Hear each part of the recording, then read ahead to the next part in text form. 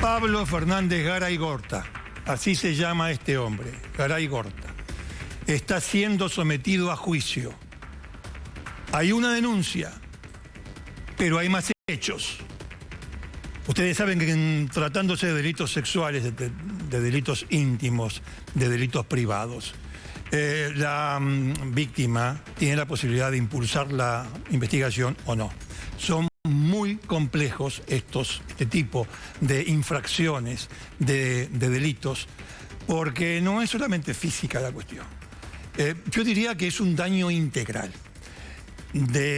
A propósito de esta introducción, les quiero decir, este hombre está siendo juzgado ahora por haber abusado de una de las integrantes de la selección femenina de hockey. Juvenil. Richard, juvenil, claro, porque siempre hablamos de estos delitos y les contamos que las víctimas no denuncian cuando quieren. Claro. Lo hacen cuando pueden, cuando lo logran. Es muy difícil presentarse ante la justicia, vencer una serie de sensaciones tremendas que tienen que ver con la humillación, con la vergüenza, con esta relación de poder que muchos abusadores tienen sobre las víctimas. Hay que ser muy valiente para hablar y hoy va a haber una víctima recontra valiente hablando acá en Cámara del Crimen. La historia de la que estamos hablando empezó allá por 2005, por 2006, cuando Pablo Fernández Garay Gorta era preparador físico de las Leoncitas, del equipo juvenil de hockey femenino, de la selección argentina juvenil, y también era entrenador del Club Atlético y Progreso de Bransen.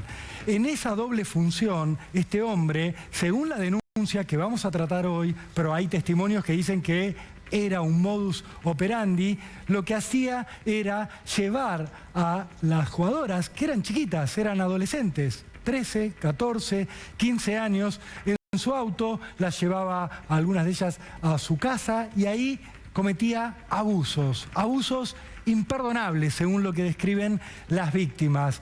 Esta historia tardó mucho en salir a la luz porque fue muy difícil para quienes la sufrieron empezar a hablar. De hecho, Richard, como bien decías, hay una denunciante, pero hay otras chicas que han contado, que han dado su testimonio sin llegar al punto de la denuncia, pero sí describiendo las cosas que supuestamente hacía este hombre. Y tenemos que decir supuestamente porque ahora se está haciendo el juicio oral en La Plata, todavía no ha terminado y por supuesto rige la presunción de inocencia. Pero lo que vamos a contar son historias muy íntimas, muy delicadas y muy difíciles de relatar para las víctimas. Acerca de la presunción de inocencia les quiero decir una cosa, ustedes ya también lo saben, porque lo reiteramos aquí en Cámara de Crimen. Por algo está sentado ahí, ¿eh? No está sentado ahí porque se le ocurrió, porque es inocente, entonces sentémoslo. No. Está sentado ahí porque hay un cúmulo de elementos que reconstruyen el pasado y que lo señalan a este hombre como abusador. Lo señalan como abusador de nenas. Está claro esto, de nenas, desde una posición de poder. No es el único... esa selección juvenil estaba trabajando con la selección juvenil de hockey, ¿sí? Muy bien. No es el único caso en el mundo. Hay en otras partes hombres dedicados a la preparación física, a la medicina, que supervisan, que llevan, que atienden a atletas olímpicos, atletas en definitiva, sin necesidad de participar en una olimpiada, a atletas que también, abusando de su posición de poder, cometen abusos. En este caso particular, lo que menos esperaba, por lo menos yo, lo que menos esperaba es que en el seleccionado juvenil de hockey hubiese un personaje de estas características. Richard, los daños que producen este tipo de personajes, por supuesto, tienen que ver con la esfera íntima, con lo personal de las víctimas, pero también le generan un daño secundario que tiene que ver con alterar su carrera deportiva, con meterse con lo que para muchos es un sueño, el objetivo que se van trazando los deportistas, en este caso y en otros que vamos a repasar, que ocurren aquí y en el mundo. Muchos deportistas que se entregan en cuerpo y alma y cuando sufren este tipo de abusos, no solo tienen una crisis personal muy profunda, sino que muchos incluso dejan el deporte, dejan esa disciplina por la que dieron tanto, porque un abusador te arruina en todos los planos de tu vida y sobre todo cuando vos confías, cuando es un referente, cuando tiene una cierta autoridad. Es por lo que me hacías acordar, Richard, de este caso de los deportistas olímpicos, ha ocurrido en Estados Unidos, en otros lugares donde las víctimas cuentan el drama en lo personal, pero también el ver frustrado su sueño deportivo por la acción de un hombre capaz de lo peor, porque en este caso en particular estamos hablando de meterse con niñas, con menores de edad, algo totalmente imperdonable. Y no hay ninguna... yo me animaría a decir que no hay protección. ¿En qué sentido? Muchos no te dan bolilla, no te dan bola, y otros dicen, no, un momentito, ¿cómo se va a meter con esta figura? O cómo se va a meter con las chicas que son el semillero de nada menos que las leonas. ¿Cómo se va a meter? Bueno, sí, esta gente se mete con eso. Estábamos hablando de que no es... Este caso me sorprendió, pero veníamos siguiendo el de Simone Biles, en una palabra. Una gran atleta, tal vez la mejor atleta que haya, que fue abusada, no solamente ella, creo que son más de 100. Fue abusada por el preparador físico médico del equipo olímpico de los Estados Unidos.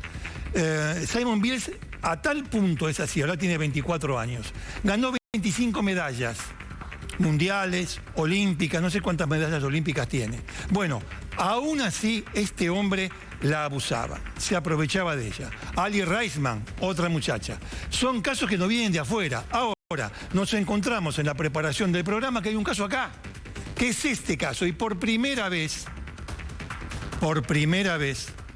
va a hablar la denunciante, la víctima, la chica que lo señaló y que además, esto es muy importante, quiso seguir adelante. No porque le saque un plus a las que no quisieron seguir. No se trata de eso.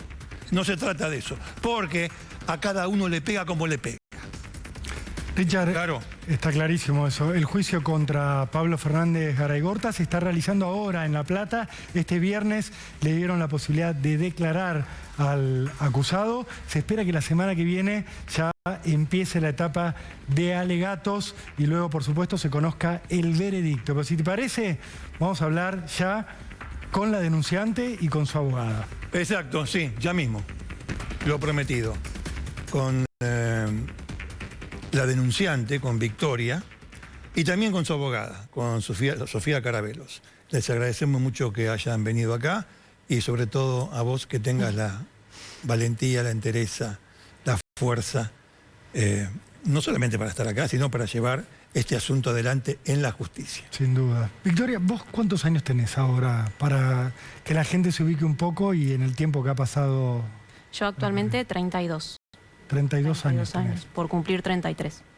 Estás persiguiendo justicia hace mucho tiempo, por lo que uno puede calcular. Sí, del 2016. Yo hice la denuncia ese año. Me animé ese año a hacer la denuncia, que eso fue a mis 25, casi 26.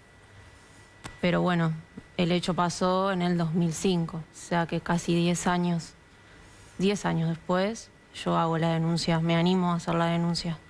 Vos tenías 14, 15 años. 14 y 15, claro.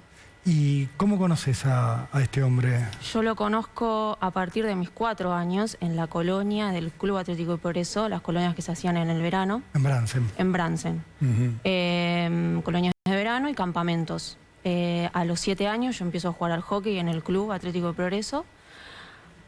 Hasta mis 18, 19 en el club. Y también a su vez fue profesor mío de vida en la naturaleza y de educación física en la escuela a la que yo iba en Bransen. Así que era muy cercano constantemente. ¿Qué enseñaba, discúlpame? Vida en la naturaleza, que era la materia por la cual después nos íbamos a los campamentos una vez al año en la escuela. Y además educación física, que era como que se hacía la especialidad hockey en la escuela. Él era también el profesor ahí. Así que era muy cercano y constante el contacto con él. No solamente con vos, era un grupo de chicas. Con grupo de chicas del club, con grupo de chicas de la colonia y de la escuela. Y sí. ¿Cómo era su forma de manejarse con las chicas? Porque ustedes, por lo que contás, él tenía contacto ya con niñas Sí. y con adolescentes. ¿Cómo era Pablo Fernández Garay? Y era amable, nos quería cuidar, cariñoso, siempre queriendo darnos lo mejor. Ese tipo de vínculo en el que uno se sentía cómoda. Lamentablemente hoy lo digo así, hasta me da como vergüenza, pero era lo que sentíamos yo y muchas en ese momento. En su momento. Sí, en antes su de- momento, claro. Porque ese era el tipo de relación que él generaba con nosotras. Que era como cómplice, canchero, era Claro. el profesor que estaba siempre... Estaba siempre, que nos llevaba de un lado a otro, nos pasaba a buscar para ir a entrenar a la cancha. Ese es un tema que quería justamente preguntarte. ¿Él hacía de transportista? Claro, sí. Con su auto nos pasaba a buscar, nos la- llevaba a la cancha. Sí. De la sí, sí, cancha sí. nos llevaba a nuestra casa o a la casa de él también.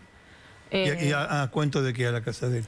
Y de dejar materiales que habíamos usado en la cancha, de ir a ver videos de jugadas, para analizarlas con esa excusa. ¿Y a la casa las llevaba en grupo o las trataba de llevarlas de a una? Las dos cosas. Nos llevaba en grupo, nos llevaba de a una. Eso pasaba de las dos maneras. Y sabemos que no queremos entrar, por supuesto, en detalles escabrosos, pero sabemos que lo que te hizo a vos se lo hizo a otras chicas.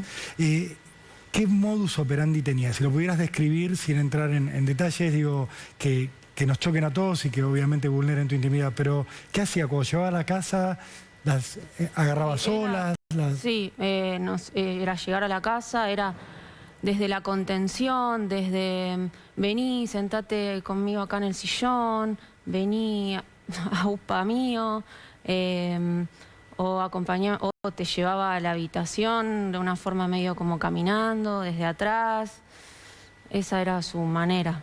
La ¿Así te describo ocurrió a yo vos? y la describe, bueno, una de las chicas que fue a testificar en la causa que yo declaré. ¿Así te ocurrió a vos? Así me ocurrió en la casa, también me ocurrió en el club 2 veces. Una de las veces que con la excusa de ir a regar a un árbol, era de noche. Estamos cenando con compañeras del club, más grandes que yo, y de rugby, porque el club se comparte. Ujú. Y con esa excusa me llevó a regar una planta y a un lugar medio oscuro, y esa fue otra de las escenas que yo viví con él. Fueron varias. O en el vestuario del club también. ¿Qué te decía después? Su excusa era que se había enamorado de mí, que estaba enamorado, que cuando yo... ¿Qué edad tenías? Yo 14. Bien. 14 y 15. ¿Y Fue él? durante 2 años. Fue 2 años. ¿Y él qué edad tenía? 38, 39. Y era un hombre de 39 años diciéndole a una nena de 14 que estaba enamorado de Sí, ella. y que cuando yo cuando yo tenga 24 nos íbamos a casar. Esa era como su historia. ¿Cuándo te enteraste que lo mismo hacía, si es que hacía lo mismo, evidentemente sí, con otras chicas? Y yo me entero de eso mucho después. Mucho Ajá. después. ¿Vos pensabas que te pasaba a vos, Sí, desgraciadamente? Sí. Yo no tomaba conciencia realmente en ese momento de lo que estaba pasando. No lo podía nombrar como un abuso, como sí lo pude nombrar después. Sí, sí, te entiendo. Para mí era como eso, una contención. Eso,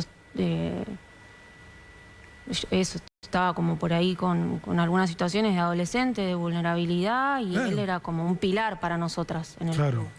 Ustedes lo querían, lo respetaban, imagino, era un líder. Ese era el dolor que yo tengo y que también lo tiene la otra chica con la que charlamos, porque obviamente fue a testificar. El dolor nuestro de que alguien al que quisimos mucho y al que admirábamos nos hizo algo así. Es una decepción muy grande para nosotras. ¿Y vos en qué momento empezaste a darte cuenta, digo, en qué momento de tu historia, de que lo que habías vivido a tus 14, a tus 15 años había sido un abuso? Y yo primero, después de 4 años recién, yo teniendo 19 ya en la intentando arrancar la facultad, le cuento a mis papás. Ahí igualmente yo con mucha angustia, bueno, empiezo una terapia psiquiátrica con depresión, bueno, antidepresivos. Ahí como que en realidad se me empieza a hacer síntoma, digo yo, hoy lo puedo decir así, ¿no? En ese momento era angustia, angustia, angustia y también problemas de alimentación para el lado de la anorexia. Bueno, hice toda una terapia psiquiátrica para empezar a poder estar yo mejor con mi vida, porque no estaba pudiendo sostener mi día a día. ¿Y vos sabías por qué era en ese momento? ¿Por qué te habías hundido, digamos, con en la este terapia pozo psiquiátrica lo empecé a poder ver, sí. Y recién después, en el 2016, que yo dejo esta terapia y arranco con una otra psicóloga, actualmente con la que sigo hasta ahora, recién ahí es como que ella también me ayuda como a ver que esto estaba mal, que no debería haber pasado, que se tenía que sancionar. Esa como la palabra que ella me nombró y que a mí me quedó muy... Ah, claro, esto estaba mal. Una nena de 14, un hombre de 39, esto no está bien. Como que ese empezó a ser mi raciocinio y ahí fue cuando empecé a pensar en, bueno, ¿y si hago la denuncia? Que fue muy difícil la decisión. Hablaste con tus padres. Sí. Enseguida le dije Sobre a mi mamá... la denuncia, quiero decir, le dije, ¿no? a mi mamá, mamá, creo que quiero denunciar. Bueno, dale, vamos, me dijo. Bien. Vamos, te acompaño. Y bueno, nos acercamos a una DDI de ahí de La Plata. Yo en ese momento ya vivía en La Plata porque estudiaba ahí. Y ahí fuimos a hacer la denuncia. ¿Y qué te frenaba para hacer la denuncia? Me pongo en el lugar de otras víctimas que quizás no logran cruzar esa barrera. ¿Cuáles eran tus miedos, tus prejuicios? Dos cosas. Por un lado, Bransen es una ciudad chica, te diría un pueblo para nosotros. Y él era un hombre que era muy bien visto en el pueblo. Era como el que te resolvía el problema del hockey y de algún otro deporte, en el club. Él como que estaba muy bien visto en el pueblo. Entonces... cuando esto se empieza a comentar en el pueblo, típico ida y vuelta, muchas me dieron vuelta la cara, te juzgan de que en realidad tal vez fue tu culpa. Entonces tener como en contra a esa gente que muchas habían sido compañeras mías o gente conocida porque es Bransen, te frena muchísimo porque al ser una figura tan bien vista... Cuánto prejuicio, ¿no? Sí. Cuánto prejuicio. Dos cosas. Una tiene que ver con a los 13 años, 12 años, a los 14 mismo. ¿Qué aspiraciones tenías vos con el deporte? Y el hockey era todo para mí. O sea, yo le ponía mucha energía a ese deporte. Era... yo tenía ganas de progresar en eso. De hecho, he estado en seleccionados de la Cuenca del Salado. O sea, mi idea era ir avanzando de a poco en lo que era el hockey como carrera. Sí. Y de hecho yo dejo el club a mis 18 y yo intento ir a un club en La Plata como para decir, bueno, quiero seguir intentando con esto porque es lo que me gusta. Inevitablemente uno hace la conexión, el estar jugando al hockey a mí me hacía como revivir cosas de ese momento. Era inevitable la conexión, aunque obviamente no había cosas específicas del hecho, de las escenas, pero en sí era el hockey y el deporte, y a mí lo que me pasó fue en ese ámbito. El abusador y el deporte, por supuesto, te cruzaban. Bueno, me encontré intentando en un club, en otro, en La Plata, y en un momento dije, bueno, hasta acá llegué. ¿Podrías decir que se cortó el impulso? Sí, se me cuarteó las ganas de seguir intentando en el deporte. Cuando vos hiciste la denuncia y se supo en Bransen que vos habías hecho esta denuncia, decías que muchas chicas te dieron la espalda, muchas te habrán criticado, muchas habrán pensado mal de vos, pero hubo algunas, imagino y sé, que se te habrán acercado y te dijeron, a mí también me pasó. Bueno, me pasó con esta chica que testificó en la causa. Ella se entera de mi denuncia y ahí es como que reconoce que a ella le pasa lo mismo. Después de 4 años, a ver, ella le pasó entre los 12 y 13. Un poco más chica que yo. Claro, está bien. Y cuando escucha lo que a mí me pasa en el seno familiar, porque la hermana es amiga mía, ahí dice, pará, porque me parece... O sea, yo viví algo igual. Y ahí ella recién empieza a recordar. Ella lo tapó, su inconsciente, lo guardó. Y ahí fue cuando yo me entero, que fue cuando yo hice la denuncia, o sea, 2016. Ella es 2 años más chica que yo. Y ahí fue cuando yo pude hablar con ella y bueno, nos encontramos con el mismo modus operandi, ¿cómo se dice? Sí, claro. El mismo estilo, la misma forma de engañar, de seducir. De hecho, cuando yo la escucho testificar en la causa, porque yo estuve en su testimonio, yo como que no lo podía creer, era tal cual. Las posiciones, cómo lo hacía, cómo te llevaba hasta la pieza, en los lugares que lo hacía, lo que te pedía que hagas en los lugares, era todo. ¿Reconstruiste, mejor dicho, más que reconstruir, cuántas chicas estaban en una situación o estuvieron en una situación similar? La verdad que a mí directamente muchas no se me acercaron, que eso es lo que yo por ahí digo, bueno, me gustaría que suceda. Sí, comentarios. Che, yo creo que a esta chica le pasó lo mismo. Comentarios porque, bueno, mis primas también estuvieron en el club, entonces te llegan comentarios. Aparte sabemos que una persona que comete este tipo de delitos no lo hace una sola vez. No. Lo que a vos te pasaba, ¿iba seguido por algún tipo de pedido para que no lo revelaras, para que no hablaras con tus padres? ¿Había una cuestión de pedirte un secretismo sobre lo que él hacía? Sí, de hecho, por ejemplo, me pidió que su celular lo guarde con otro nombre en mi teléfono. No sé, usaba una insignia de puntos para decirme que me quería mucho. Usaba cosas como para ocultar lo que estaba pasando. O sea, tenía plena conciencia de que lo que estaba haciendo era prohibido, era ilegal y se cubría ya de movida, porque... Yo por otro lado también entiendo que a otras chicas que también creo que le haya pasado, que es difícil, digamos, asumirlo, es difícil conversarlo, es difícil decírselo a alguien, decírselo a un amigo o a tus papás, es difícil y aún más difícil ir a denunciar. No, por supuesto, por eso empezamos diciendo de tu valor, porque sí hay que tener valor para hacerlo, de los prejuicios, vos lo acabas de decir, hay mucha gente que tal vez, hay muchas chicas que tal vez lo sufrieron, lo naturalizaron, lo taparon con tierra y lo dejaron ahí atrás y van para adelante y cuando se les dice que hubo otras personas en la misma situación, le dan 5 de bolilla. Es decir, le pega como le pega a cada uno, ¿no es cierto? Sí.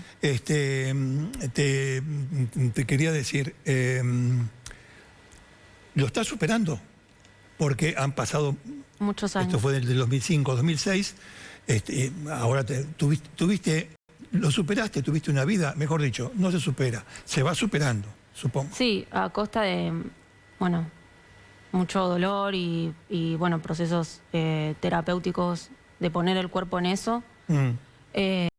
Sí tuve consecuencias posteriores de estar en La Plata y no poder andar sola en la calle, dormir con la luz prendida, no querer tomarme un taxi sola, todas esas cosas sucedieron. Pero sí, estoy haciendo un trabajo muy arduo para obviamente... Que continúa, ¿no? Sí, obviamente, sí. obviamente. También el proceso judicial fue costoso. Sí. Esa fue otra traba por la cual me dije, no la denuncio. ¿En qué sentido? No, me parece importante porque vos denunciaste en 2016 y estamos en 2023. Y recién ahora se está haciendo el juicio. ¿Qué te fue pasando y qué fue haciendo la justicia en este tiempo? Y el momento que yo denuncié fue difícil la decisión también porque la justicia no era la misma. No fue la misma ni cuando me pasó, ni cuando les conté a mis papás, ni cuando hice la denuncia. Lo que sí me ayudó mucho en el trayecto del 2016 ahora es, bueno, los movimientos de conciencia feministas y de la mujer y de que se empieza a visibilizar que estas cosas pasan. Exacto. De que los abusos pasan y que en los lugares que más pasan son en los que menos uno espera que pasen, que es en los ámbitos familiares o de confianza, de educativos. Y a mí me ayudó mucho ese movimiento de conciencia de la mujer y empezar a visibilizar. Y yo creo que eso me ayudó a que esto avance un poco más rápido. Yo fui a hacer la denuncia creyendo de que no iba a llegar al momento en el que estoy hoy realmente. Pero bueno, la voy a hacer porque siento que es algo que me va a hacer bien a mí. Y que tal vez ayude a que esto no siga pasando. Bueno, por suerte llegamos hasta... Ha habido una evolución, es cierto, sí, ha habido una evolución.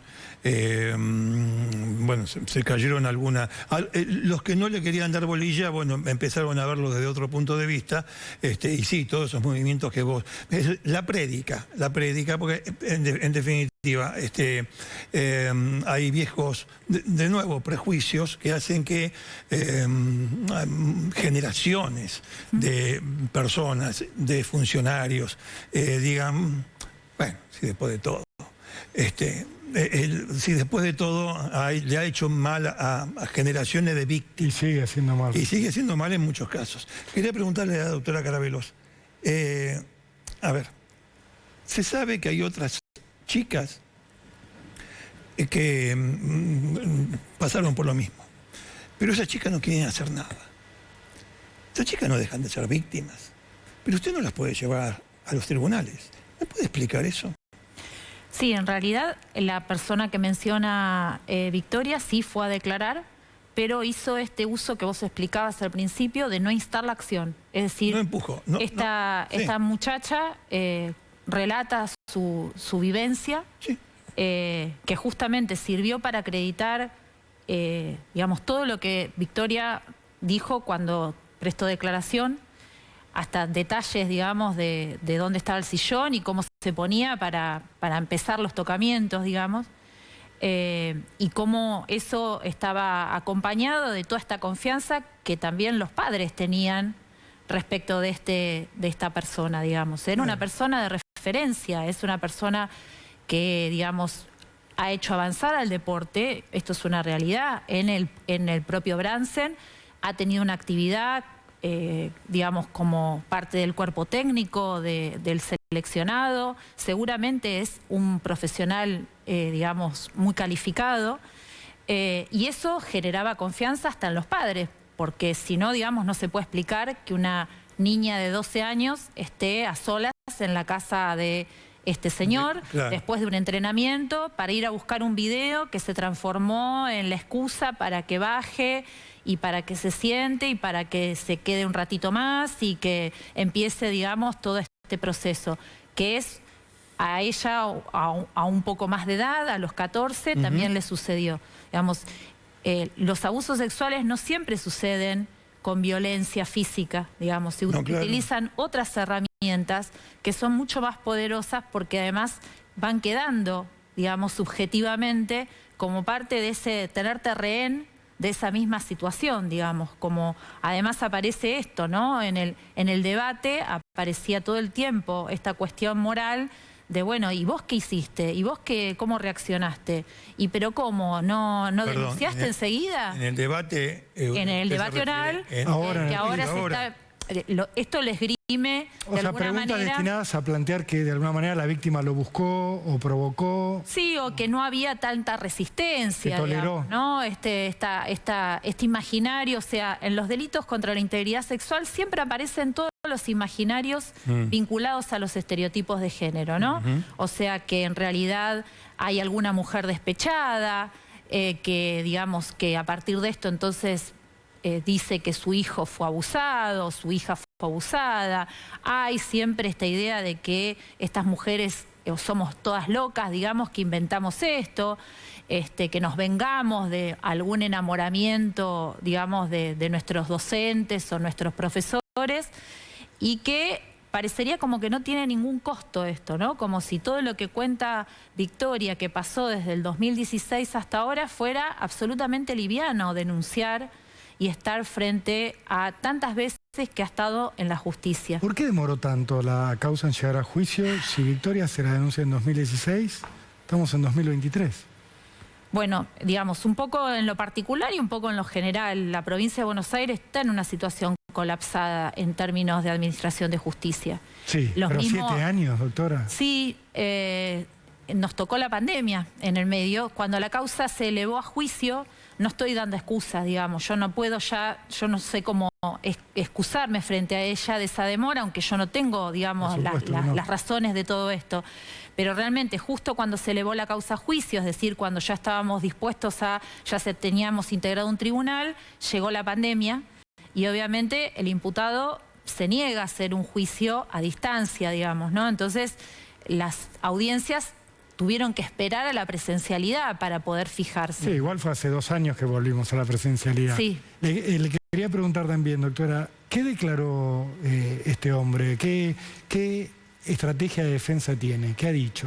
Él declaró en varias oportunidades, en 2 oportunidades en la investigación y hoy en la audiencia de juicio. Ayer. Dice que por supuesto que esto es una mentira, es una confabulación, digamos, de la madre de ella, que tuvo un vínculo, él dice, amoroso con él, y que entonces se está vengando, ella también, que efectivamente habría algo del orden del desorden mental, digamos, para generar esto de un complot contra él, digamos. En una palabra, a ella la trató de loca y a la madre de infiel. Sí, sí.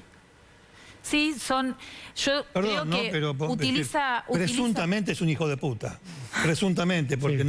todavía no hay... No, todavía no está Sí, probado. yo, Presuntamente, digamos, si te defendes así... lo que digo es que creo que esgrime estos argumentos porque sabe que todavía hay un terreno social sobre el cual se pueden seguir argumentando este tipo de cosas. ¿Sabe qué Ninguna duda que avanzamos enormemente. No, me hizo acordar inmediatamente, porque cuando ella lo contó, y cuando también hacía referencia a usted, de la fama que el tipo tiene, fama en sentido amplio, ¿no?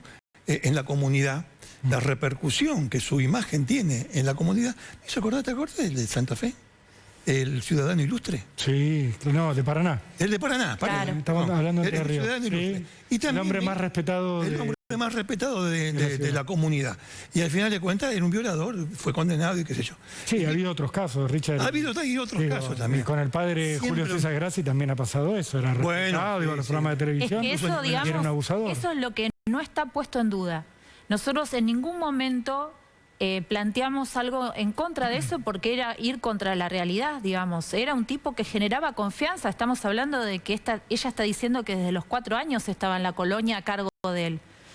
Y lo han dicho todos los testigos. Pero- Absoluta confianza de los padres. Sí, sí. Que las llevaban a las nenas, las traía, las llevaba hasta Pero los es el pueblos cercanos. Es el prefacio, o sea, es el campo que el tipo tenía y en el cual se aprovechaba y cometía... Porque, en definitiva, ¿de qué se tiene que defender este hombre? De hechos. De hechos, De hechos. No de... A nadie se está poniendo en duda su fama. En todo caso, su fama se puede ver manchada por esta circunstancia. Pues eso es otra cuestión. No tiene nada que ver con lo jurídico. Lo jurídico es esto.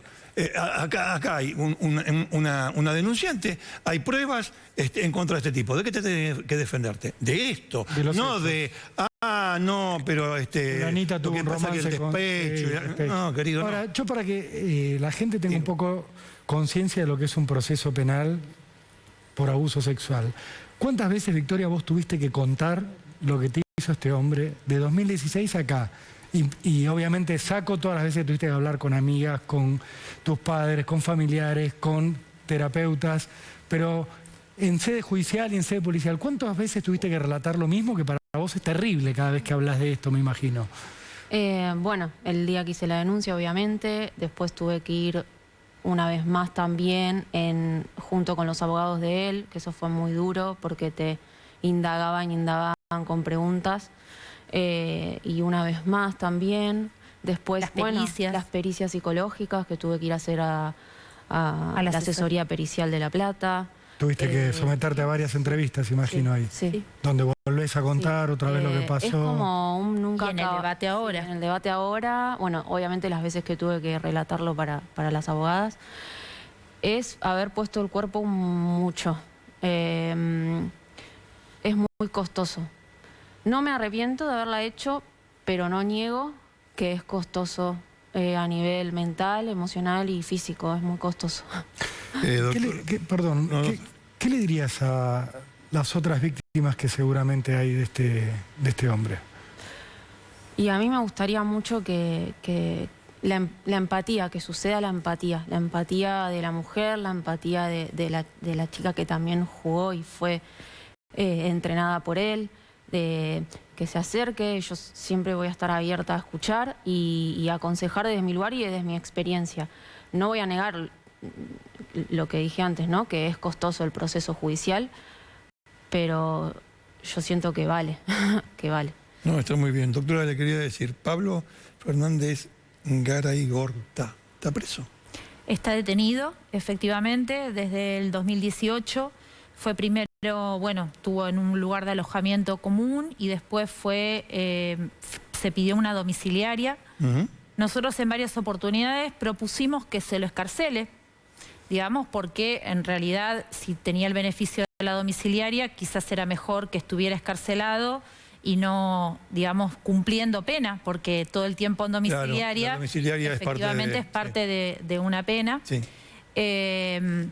Y bueno, finalmente no, y obtuvo, sí, una domiciliaria con ciertas comodidades que no acceden todas las personas que están privadas de la libertad en un barrio privado. Hoy él aclaró que no era un barrio privado, que era un barrio de quintas, digamos, en las afueras de Bransen. Y bueno, dedicado a una actividad de la carpintería, le han ofrecido desde las instancias nacionales del deporte algún trabajo que por suerte, digamos, los jueces entendieron que no era prudente que estuvieran vinculado a actividad deportiva. Pero bueno, usted sabe que los abogados nos interrumpimos y todo eso. Entonces le quiero decir una cosa. ¿Tuvieron que intervenir los jueces?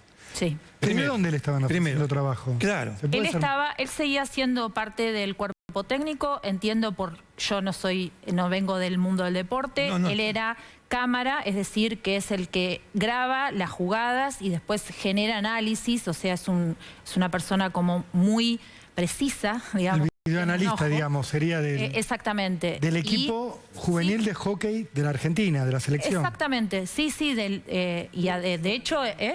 Y de los Leones. Y de los Leones. Y los Leones también. Ah, de los Leones también. Y a un preso denunciado por abuso sexual de una menor le ofrecieron más trabajo desde la Federación de Hockey. Exactamente. La Federación Argentina de Hockey. Exactamente. Hubo una intervención muy prudente, obviamente, no había que ni decirlo. Y hoy, 5 años después, ya esas personas ya no estuvieron ni en el listado de testigos de él y ya, digamos, empezaron a, bueno, generar un poco más de conciencia de qué estamos hablando, digamos, ¿no? Porque a veces uno tiene este imaginario de pensar en un violador que con la fuerza y a golpes. No, está claro, entonces, me parece. Esa imagen es contradictoria con la que da este hombre, porque este hombre no aparece como una persona que se maneje por la fuerza, ni mucho menos. Entonces, bueno, quizás empezar a entender que estas personalidades también, digamos, generan estas situaciones tan delictivas y tan delicadas en función de la edad de las víctimas, ¿no?